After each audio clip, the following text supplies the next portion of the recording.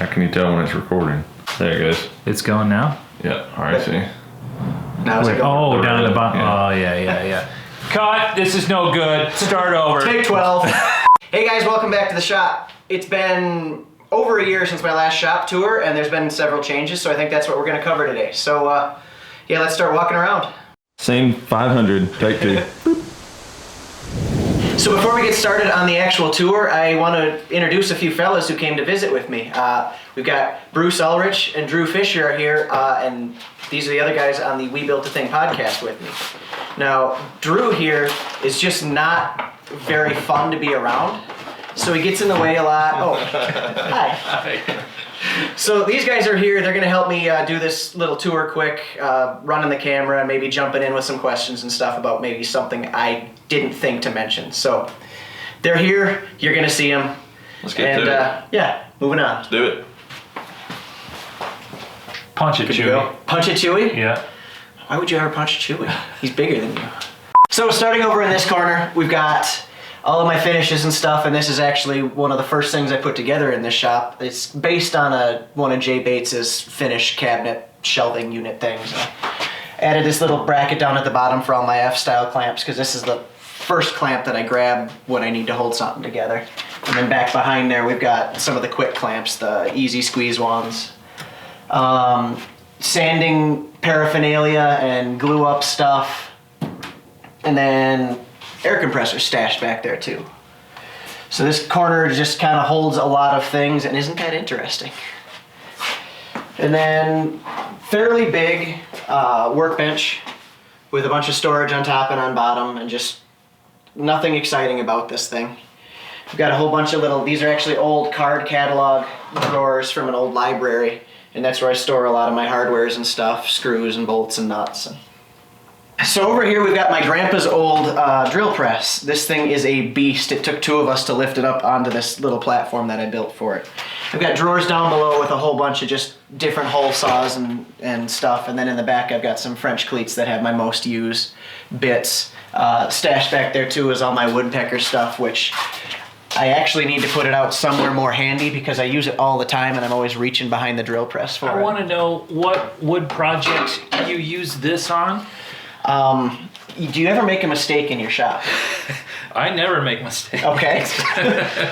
So when you make a mistake, do you ever get mad? A little frustrated? Are you gonna shoot a blow dart? Burn off some steam? No, it's just, okay, stop, relax, pick a paint spot on the wall and just shoot a group. Oh. Just relax.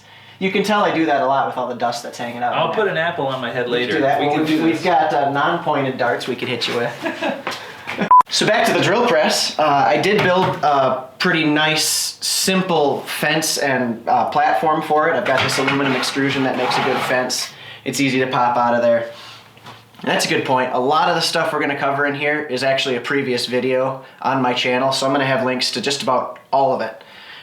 Make sure you check out all of those if you want to see more about how some of this stuff was built. Back in this corner, I've got my metal lathe. This was actually my dad's. A couple of years ago when my grandpa passed away, he took my grandpa's bigger, better lathe, and so I got my dad's from him. And we were loading it into the truck. I still remember this, and he goes, "I don't know how a man can survive without a lathe." I'm not quite sure how many people feel the same, but once you have one and you start using it, you think of more reasons to use it.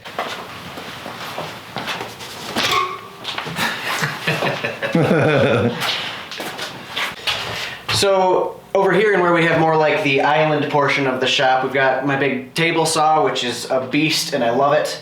And then down below I built this storage cabinet to house a lot of table saw tools and different things. You've got this vertical sliding board that holds my other saw blades and my dado stack and my different throat plates and stuff. And then just tons of other storage for different table saw related items. It's nice to have really close by. You know, thin rip jigs and another brake cartridge for my dado stack. Just a handy little spot to have a little extra storage. So over here we have my double flip top workbench, and this thing has been around for quite a while now, and it's just, it is outstanding. I have yet to find something I'd like to change about it. You've got the 2 panels on the other end that have tools underneath them that you can flip up and use when you need them, and flip them down when you need a big workbench. And this side is a big monolithic, just flat work surface. I actually refinished this at one point just because the regular pine color did not look good on camera. It made everything look really yellow. So after I stained it this darker brown, it really, worked much better. Down below it, I have a storage cabinet that actually slides in from the side and mounts in there. So you don't have to have that in this bench, but it just makes it a lot more modular. So I've got 2 skinny drawers and a big drawer, and this is mostly my camera stuff. The top one especially houses all of my kind of expensive electronics that I need to keep clean and safe. And then below that is just tons of cords, tons of batteries, whatever I might need. And then just more camera stuff. And this is, my camera bag, so I can easily just dump stuff out of the easy storage into the camera bag and then take it with me if I have to take the camera somewhere. I'd always intended for this flat face and this flat face to be some manner of tool storage, and you can see I kind of got started with some speed squares and a hammer, and I never figured out the best way to utilize that, so I've just kind of left it, but I'm still thinking about how to use that right. And you sell plans to build this, right? Yes, this is my best performing video and most popular set of plans. Okay, and the plans are to build everything that we see here, or? Correct. So the videos, it's a 5-part series, again, link down below, on how to build the bench, 3 parts of how to build the bench and 2 parts on how to build the storage. And all of that is included in the plans. I think it's like 47 pages long or something. Awesome. Yeah. Big end vise on here. This has been a good one, but it's getting sticky. I think I could tune it up, but we'll see where we go with this. I've got leather on it so that it sort of grabs things a little bit better and doesn't mar up the surfaces of good pieces of wood. The trouble I have is, I do a lot of, tinkering on motorcycles and cars and metal work and stuff, and it's really hard not to want to use this for everything. And when you get metal shavings stuck in your leather and then you try to clamp a nice piece of wood in it, it's a bad idea. So have your metal stuff and your wood stuff separate. So over here on this other side, the storage is kind of continued where it's the same cabinet, but the drawers come out perpendicularly from the other side. And it's just a bunch more storage. Nothing real exciting about what's in there, just everybody needs storage, right? Now under the flipping side, I've got a long, low cabinet that has drawers coming out of both ends. So just lots more big flat storage, and there's a equal drawer on the other side. And then this is kind of the part that makes it really special, is the flipping panels on this. So here you just pull out the 2 pins with fancy walnut knobs. Of course. Of course. They're necessary though. You can flip up my planer, which I don't have room to just leave out.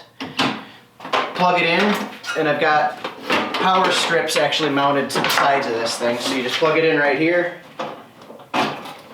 And for dust collection, I come back in the corner, grab my dust tube, and hook it up. And now you're thinking, well, you're feeding stuff through and that's in the way and you're gonna trip over this, and that's why there's bungee cords hidden all over the place. So, it's not super handy. It's not as handy as leaving it set up all the time. But between this and this, now I can work on it, and there's plenty of room for me to walk around and get after all this stuff, and I'm not tripping over cords. I'm not having any problems. It does a really good job of pulling away all of the dust, and that ends up over there, and we'll talk about that in a minute. Let me come see if it works for me. Here, Drew, take over. All right. I can tell you it's not going to work for you, because I didn't design it for tall people.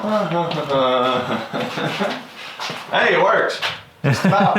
Well, and you can actually strap this up differently, so I can pull it over more. Yeah, Buy yourself a little more space. I like it. If I really wanted to, I could put a T right here and have a shorter hose that just comes right down. But yeah, just yank it. The shop has changed so much over the years that I didn't want to put anything more permanent in than that, because this works. You just keep adapting. Yeah. Yeah. I like it. Yeah, I basically have 2 points of entry for dust, and it's that hose and then the hose out of the dust collector. We'll get to that in a second. Now, one of the most common questions I get on this bench is, how much weight can it hold? People are worried about hanging heavier tools or people are stacking it up. Well, I've changed the light bulbs up here a number of times and danced around on this thing, and I've never worried about it for a second. It can hold all of my planer and all of me, so we're talking more than 200 pounds. I think if you have a planer that weighs more than 200 pounds, it's a floor standing planer. All right, next to my flipping table is a jet bandsaw. This is a little bit older one. My wife's grandma actually gave this to me. It's normally a 6-inch rise, but I actually bought a riser block and lifted it up quite a bit. So it's been really handy to have that higher cutting capacity. You can see that this is a different generation than the saw by the white color versus the bluish greenish color, and it fits just fine. So if anybody's ever been wondering about their old saw, it works. I also added a Craig fence to it, and this thing's outstanding. This is one of my favorite purchases for some of these older tools that I've got. Generally speaking, dust collection is pretty terrible on these things, and I've stopped trying. I just let the dust hit the floor, and then I pull out the hose and vacuum it all up. So I posted a video a while back about actually installing this riser block, and I make it look a lot harder than it actually is. I also had a lot of problem with this thing being bad with vibrations. So I did a video about the steps I took to suck out most of those vibrations, and now it's a very, very usable, smooth tool. So I see you've got some magnets. Like you got magnet here to hold something. You got your square, looks like held by a magnet. You got some bolts. That's great. I love magnets because they're really easy to use, and they might as well be wizard magic. But like I'm always running across the shop to find my square when I want to make sure. I've done a lot of like 45-degree tilts with the table on this thing, and then you want to make sure you're back to perfect. And then you have to go look for your square. So now with magnets on it, I just have a square here. I can test that blade. It's good to go. And I can put that back. I think I'm gonna do that with magnets, because one other thing I do is right here on the back, I always put the 2 Allen wrenches, like you have the adjustment knobs here, but Yep. mine have Allen key adjustments. Oh, okay. So I just put a magnet there and stick them right there, and I'm never looking for those Allen keys. They're always right with the tool. Right. And if you look around on just about any of the metal tools in the shop, there's just going to be a couple of extra magnets sitting there so that you can use them for different things. The biggest hunk of metal, I feel like, is my drill press right behind Drew there. And that's like my warehouse for You just magnets. put all the magnets There's just on. magnets hanging off the side so that when I need something, just can grab it from just about anywhere. I like that. And then over here, we have the outfeed table for the table saw. And this is a Rockler T-Track top that I actually cut some miters into so that sleds and jigs and stuff can slide off of the main table and into this without running into it. It's built on one of Rockler's panel carts. So if you need to move big heavy sheets by yourself, you can actually roll this away and it'll tip up on its side and hold sheets of plywood for you. And then down below it, this is actually a Rockler designed plan, but it's a storage cabinet that fits inside their panel cart. So you've just got a couple of drawers and a couple of cubbies. This is where I've got all of my T-Track tools, my clamps and stuff. And then there's even cubbies on the backside that are really hard to look at, so we'll show you some B-roll of that. But then this thing is just held on by magnets. So I've got kind of corners drawn on the bottom so that if you really need to get it lined up perfectly again, it's not hard to do. But if you wanted a completely flat surface, you just flipped it over. T-Track's gone, you got a new flat surface to work with. Bye, tape. So the big double doors here has a massive slope in front of it, so that I believe this was a snowmobile repair shop at one point, so they could just roll things in and out. But that made it really difficult to figure out how I'm going to actually put my dust collection here. All of this is fixed, and then the drum on the bottom is the only thing that moves, so I have this wedge-shaped piece that kind of accommodates that weird sloped corner. And when I need to change my dust collection, or take it out and just drop it off, that's pretty full. And I can take this outside and throw it away. We just covered that topic on the podcast. Yes, we did. So, pretty simple solution once I figured out that it needed a solution. And then you just crimp that rim back together, slide the wedge back in, and everything's solid again. This is a Harbor Freight dust collection unit that I've modified 5 or 6 times since I got it. There's a video on how I got it to this state and how it's mounted against the wall. I used to have a different type cyclone adapter that turned the bucket itself into a cyclone, and that didn't separate as well as I'd like. I ended up with this full of big shavings and then the bag full of fine shavings, which, good, it's not back out in the air, but I wanted it all down here as much as I could. So I got the Super Dust Deputy, and that thing works way better. I have choked this up one time because I was trying to see how much my joiner could take. So I took as big of a cut on the joiner as I could make it do, and it never slowed down. But the dust collection couldn't keep up, and I actually choked off the Dust Deputy and filled this immediately. There wasn't a single piece of sawdust in the bin. So how does this hose work? So the hose right now is going into this one, which then feeds the rest of the shop. Right. And if you need something on your drum sander or your router table or your joiner, how do you do that? So, like I said earlier, there's 2 points of entry for dust in this room. And this is the main one. This is the line that comes out of the dust collector, and it's just friction fit into that piece of pipe that goes up and over the shop. Okay, gotcha. Next to that is my clamp wall. You know, I've got all of my smaller, probably more regularly used clamps back in the first corner that we started in. But over here is all of the big monsters that do the heavy lifting. I've got a wide variety of different stuff, but the Bessie, these parallel clamps are probably the nicest ones. They do the most simple, clean job of things. But like if you're gonna do a cutting board, you need tons of clamps. And it's hard to beat just cheap, strong pipe clamps for that. So next to the clamps, I've got a bunch of lumber storage. This isn't all of it. There's more lumber out in the garage, but this is kind of like the nicer stuff, the stuff I might want to get to faster. Like for example, I've got all this oak right here that's going to be for a kitchen project that these guys are here to help me with. This shelving unit is based on, I think I saw Jay Bates do it first with the conduit, just holes drilled in the plywood or 2x4s, and then you can pull these out and move them around and stack them in different ways. So whatever you need to hang up there is easy to do. But I've got a video on that too down below. So then over in this corner, I've got kind of my most mobile stuff stashed.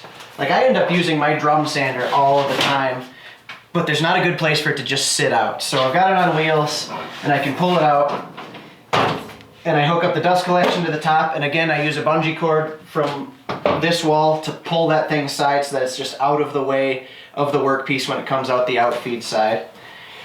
So we roll this thing out of the way, and then when I need my router table, just come over here and pull it out. And one thing of note is that this floppiness is not the router table's fault. This floor is completely out of whack. So I keep wedges all over the place. And anytime I have a tipping point, I can shove a wedge under it and lock it, and then we're much better. But I've got a really good router lift in it, so that when you need to set it up fast, you can do that. And then all of my router bits are down here in my outfeed table storage. So pretty slick way to get to the router table, even though it's not instantly accessible. Next to that is probably the biggest beast in the whole shop, and that's my Powermatic 8-inch joiner. It's got the helical head, like I was saying with the dust collector. I think I set it to just over 1/8 of an inch depth of cut with a full 8-inch wide board. Believe it was white oak, it might have been walnut, and I could not even slow it down. So the cool thing about this little joiner is that it is my one and only Craigslist score. And it is a doozy, and we talk all about it on one of the episodes of our podcast. So I'm gonna link to that, and you're gonna have to go hear it there. Good. Moving on. Then over in this corner, I've got my wood lathe. I built this little stand for it with some really pretty walnut cabinetry down below and just storage for everything I could need for the lathe and beyond. There's a lot of stuff in here. I keep a bunch of electronic stuff on the far side. But this is just a little jet mid-sized lathe, so it's got a 12-inch swing and a 21-inch length. I built the bench specifically so that if I wanted to, I could buy the bed extension that makes it even longer, and I haven't had a need for that yet. I keep a couple of epoxies kind of set up because I use a lot of that. And then the other interesting thing is this pipe on the back wall. I can tip that out to pull on the dust, and then I just take the dust collection hose that we saw earlier and shove it in the end and hit the button, and we're good to go. It It doesn't get everything because a lot of dust is flying forward off of a turning piece, but it gets all of the fine dust when I go to sanding, and that's really what you want to keep out of your lungs. I keep an old tackle box full of cut squares of different grits of sandpaper, so that as you're going through the different grits, you just grab a piece and you sand and you throw it away and you sand and you throw it away, and that way you're not wasting time cutting up a big sheet at that point. So, and then next to that is where I keep all of my turning tools. Here's another video, flip down thing, and then it slides out so that when I'm over here working on it, they're just at arm's reach. A lot of people were concerned that this would catch too much dust, and it catches dust, but who cares? I've got a dust collection hose right there, so I just suck it right back out. The other thing is, I've thought about this often, I need to cut out this back chunk here because that would allow that dust that's clogging it up to just fall down. And I can just fold that back up. One thing I've wanted to do is use my CNC machine to carve my logo into this thing and then paint the bottom of the drawer part black so it shows through. One of these days we'll get to that. That looks sharp. Now the dust collection hose here is sitting on just a little angled trough. I really, really like, this is a Rockler, really flexible dust hose. It's so flexible that it's hard to store. You saw in the other corner, it's just kind of a floppy knot hanging over there. And over here I've got this trough, so it works really well when I have the suction actually still going. I could demonstrate this, but we'll just go like this. I can push this against the wall, and it sucks itself up tight and just automatically winds itself up. And then you pull it back against from the wall because you don't want to starve that thing of the ability to draw air. But it's just really slick and fast and out of the way, sitting back in that corner. And you've got your blast gates right there. Yeah, so up and over the top here from the dust collector, we have that pipe that comes down to a Y, and I've got blast gates that go over to this, and that's for the planer and the lathe and picking up stuff off the floor, and then you can slap that off and open that one up, and we get over to dust collection for the miter saw. So over here we have my last couple of projects that I've been posting.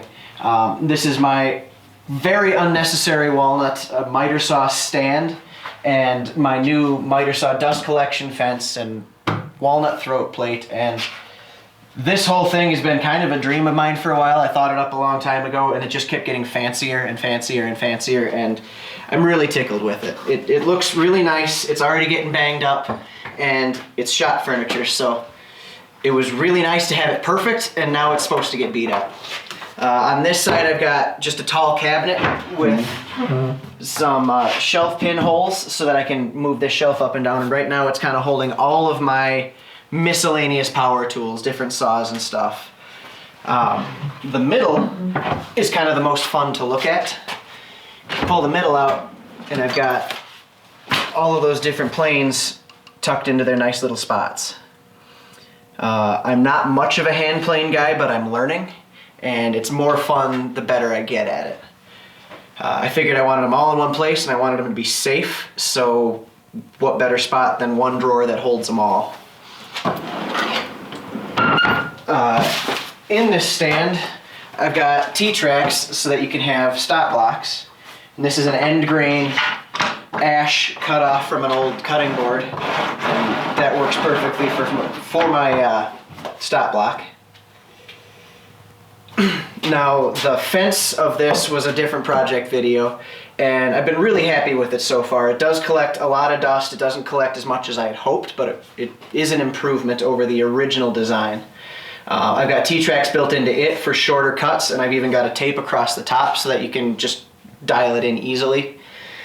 The dust collection tees and goes into the fence, and then it goes into the original factory dust collection. But one thing that didn't do very well was it had this weird little rubber boot, and that didn't stick down far enough to catch everything. So I actually found these bristles at Fast Cap. They call it a saw stash. And this way, those things can bristle over it when I pull it all the way out, and then they just fold back when I go in. And they stick down below the back of the fence, and it helps catch a lot more of the dust going up. I've got a little storage cubby built into this side of the fence where I can keep a pen and other different stuff. And then over on this side I've got my newer sharpener. And this is a grizzly version of what everybody kind of thinks is the best one, is the Tormac. And this actually works with the Tormac jigs. So that's kind of what I've been going with, is I've got a big set of the standard Tormac jigs here so I can start cutting or sharpening stuff a lot better. I've tried to do a few knives and there is a learning curve. It's not just automatic. You kind of have to practice and get good at it. It's super easy on straight bladed stuff, plane irons and chisels. It's just, you can turn your brain off and just go. But boy, that kind of brings us all the way around. This is the corner we started in right there. I've been in this shop for a long time, and all of these little tweaks and modifications, and if you've seen my past tours, you've seen the changes it's gone through. I finally have it the way I would really like it to be, and I can stop messing with the shop and just get to work. The only thing I'd like to change is this ugly, terrible pegboard where stuff just falls off whenever it wants to. And I need to rip that off, and I need to replace it with a dedicated tool wall. But that's gonna have to happen in the next shop. The big news is Gunflint Designs and my whole family are moving back to Minnesota. As of right now, my wife and my kids have been in Minnesota for the last 3 weeks. That she started her job, and the boys are both in school, and so I'm here packing up the house, finishing the kitchen with the help of all these lovely gentlemen, except those ones. And yeah, as soon as I get the house closed on and everything moved, I'm going to be relocated back to Minnesota, which is where I grew up. I'm going to be about an hour from the tree farm. So the channel's going to be a little bit different for a little while. As of right now, this might be the last video I get out this year, and I'm not sure when the next ones will come out, but I still have the camper project.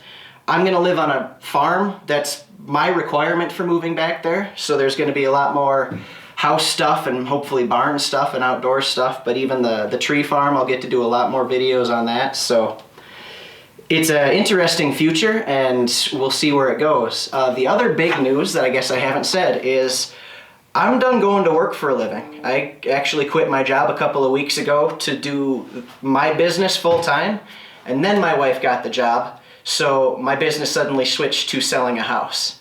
But when the dust settles and we actually have our place and we're good to go, you're gonna see a lot more of me because I'm gonna be doing this for a living. And I want to thank all these guys who may or may not be on camera. We've got the prospector in the back. We've got Jeremy back there who's trying not to make jokes the whole time I'm talking.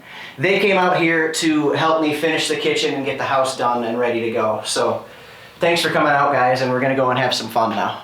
And guys, I want to give a heartfelt thanks to all of you, the viewers, who have made this possible. This was a weird hobby when I started it, and I had no idea it was going to lead to a career. And now I can't think of anything I'm more excited about. So I really appreciate you following along, and I hope you can be patient for the next couple of months, because you might not see a lot of me, but then you're going to see too much of me. So stick around. Thank you very much. Make sure you listen to our podcast. It's We Built a Thing. It's on all of the things, so you can find it. And guys, anything else? I think you just about covered it all. All right. Thanks. We'll see you next time.